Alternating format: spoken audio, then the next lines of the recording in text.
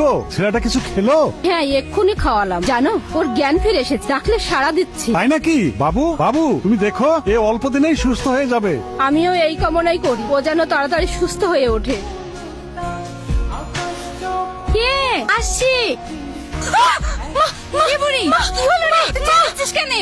বাইরে একটা লোক এসে, কি ভয়ঙ্কর দেখতে, বিশ্রী চেহারা। কি আবল তাবল বলছো? চলো দিন দেখি কে এসছে। না না, আমি যাবো না, তোমরা যাও। কে?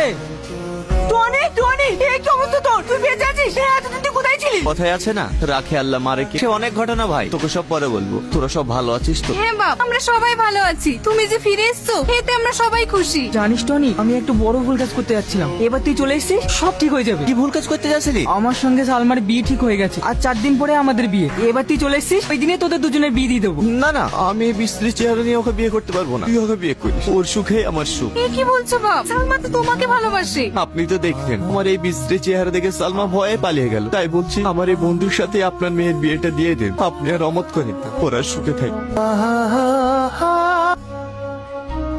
মা, মেয়ে লোকটাকে কেন বাড়িতে আশ্রয় দিয়েছো? কে হয়? এর বিচ্ছিরি চেহারা দেখে আমার রাতে ঘুম পর্যন্ত হচ্ছে না। এই বুড়ি মানুষ কিভাবে বলতে হয় না, ওর একটা অ্যাক্সিডেন্টে এরকম হয়েছে। ও কি করবে বল? তুই বলি কদিন থাকবি এই বাড়িতে? তোর বিয়ে হলেই চলে যাবে। ও খুব ভালো ছেলে, ওকে কিছু বলিস না। ঠিক আছে, আমি কিচ্ছু বলবো না, কিন্তু ও যেন আমার সামনে না আসে। বাপ, ওর কথায় কিছু মনে করো না, ওর হয়ে আমি ক্ষমা চাইছি। আর আর আপনি ক্ষমা চাইছেন কেন? ওর কথা আমি কিচ্ছু মনে করিনি। আমার বোনের থুবড়ো আমি প্রথমে দেবো। আরে, আমি একটা মিষ্টি গোটা খেতে পারবো না, অর্ধেক দে।